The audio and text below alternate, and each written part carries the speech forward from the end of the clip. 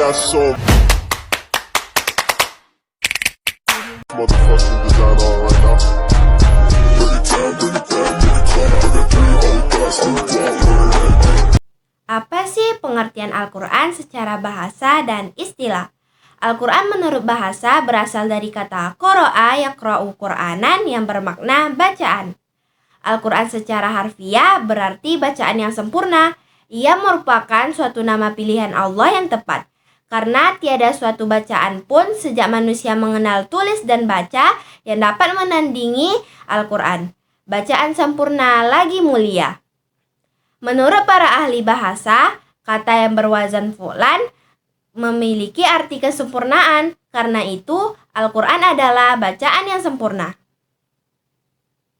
Sedangkan Al-Quran secara istilah adalah firman Allah Subhanahu wa Ta'ala yang disampaikan oleh malaikat Jibril kepada Nabi Muhammad SAW dan diterima oleh umat Islam dari generasi ke generasi tanpa adanya perubahan.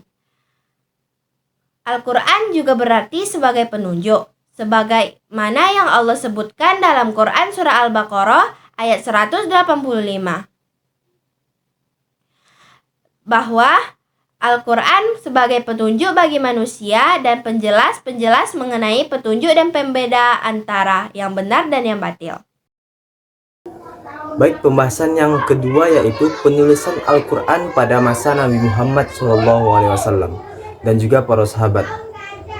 Baik, yang pertama yaitu penulisan di masa Nabi Muhammad SAW. Di masa Nabi Muhammad SAW tersebut masih hidup, penulisan Al-Quran itu tidak terlalu mendesakkan, tidak terlalu dikhususkan, tidak terlalu dipentingkan. Karena pada saat itu naskah dan juga penulisan-penulisan itu masih bertahap munculnya. Jadi akan tetapi surat-surat tersebut masih dikandungkan di tulang atau di daun-daun kurma sebagian. Akan tetapi semua itu terjaga dengan rapi, terjaga dengan full, tidak ada yang kurang satupun. Kenapa begitu?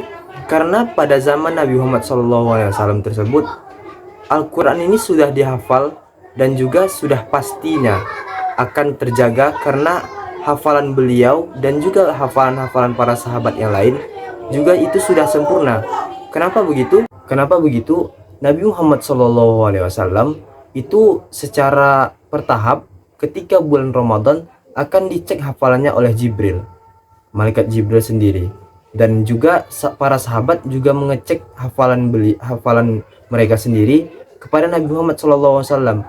Dan juga hafizul yang lain akan terjaga hafalan Al-Quran tersebut karena telah dicek oleh Nabi Muhammad SAW. Kemudian yang kedua yaitu masa sahabat, masa Khulafaur Rasyidin. Kenapa masa sahabat dituliskan di sana? Karena Khulafaur Rasyidin termasuk 2 orang, Umar bin Khattab dan juga Abu Bakar As-Siddiq, termasuk orang yang sangat berperan di dalam pembukuan Al-Quran. Karena mereka juga salah satu aset penting dalam Islam. Salah satunya dalam pembukuan Al-Quran tadi. Contohnya bagaimana khalifah ini, Umar bin Khattab dan juga Abu Bakar As-Siddiq ini disibukkan dengan para pembangkang saat perperangan. Jadi seolah-olah dalam perperangan itu banyak hufaz Al-Quran atau penghafal Al-Quran yang meninggal dunia saat itu. Jadi hanya tertinggal sedikit saja. Akan tetapi pendapat Umar bin Khattab soal pembukuan Al-Quran ini ditolak mentah-mentah oleh Abu Bakar Siddiq. Secara bertahap mereka akan berdebat. Mereka berdebat dengan kepala dingin bagaimana pembukaan Al-Quran ini akan terjadi. Karena saat peperangan tersebut banyak para penghafal Quran yang meninggal dunia pada saat itu. Dan oleh sebab itu Umar berkata lain ingin membuat mushaf Al-Quran dan mengajak sekretaris Nabi Muhammad atau penulis-penulis mushaf ayat-ayat Al-Quran tersebut yang dikumpulkan di pelepah pisang, di batu ataupun di tulang-tulang, kemudian di tulang-tulang unta. Kemudian pada saat itu Umar bin Khattab dan juga Abu Bakar As-Siddiq menyetujui hal tersebut, menyetujui akan pembukuan Al-Quran tersebut. Dan oleh sebab itu Al-Quran yang kita pakai sekarang ialah jasa dari Abu Bakar As-Siddiq dan juga Umar. Poin C yaitu sejarah pembukuan Al-Quran. Jadi pembukuan Al-Quran itu ada beberapa tahap. Yang pertama yaitu pembukuan Al-Quran pada masa Rasulullah SAW. Pengumpulan Al-Quran atau Jamu'ul Quran merupakan suatu tahap penting dalam sejarah Al-Quran. Dari itu, Al-Quran terpelihara dari pemalsuan dan persengketaan mengenai ayat-ayatnya sebagaimana terjadi pada ahli kitab, serta bisa terhindar dari kepunahan. Jadi, pada masa Rasulullah SAW masih hidup, pengumpulan dan penyatuan Al-Quran dilakukan dengan dua cara. Yang pertama yaitu pengumpulan dalam penghafalan dan yang kedua yaitu pengumpulan dalam penulisan. Poin pertama yaitu pengumpulan Al-Quran dalam konteks hafalan pada masa Rasulullah SAW. Jadi, pada masa Nabi ini, dalam kitab Sahihnya, Al-Bukhari telah mengemukakan tentang 7 penghafal Al-Quran dengan 3 riwayat.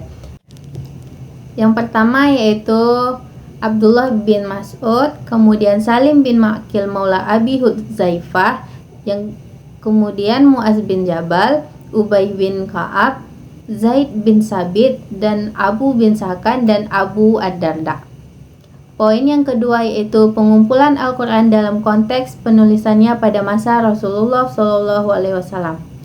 Jadi Rasulullah SAW mengangkat para penulis wahyu Al-Quran dari sahabat-sahabat terkemuka seperti Ali Muawiyah, Ubay bin Ka'ab, dan Zaid bin Sabit.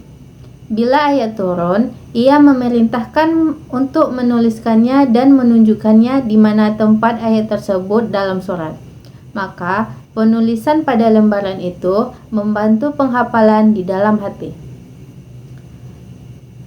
Tahap pembukuan Al-Quran yang selanjutnya yaitu pengumpulan Al-Quran pada zaman Khalifah Abu Bakar As-Siddiq. Jadi, pada awalnya Khalifah Abu Bakar merasa ragu pada pembukuan ini. Namun, setelah dijelaskan oleh Umar tentang nilai-nilai positifnya, ia menerima usulan tersebut.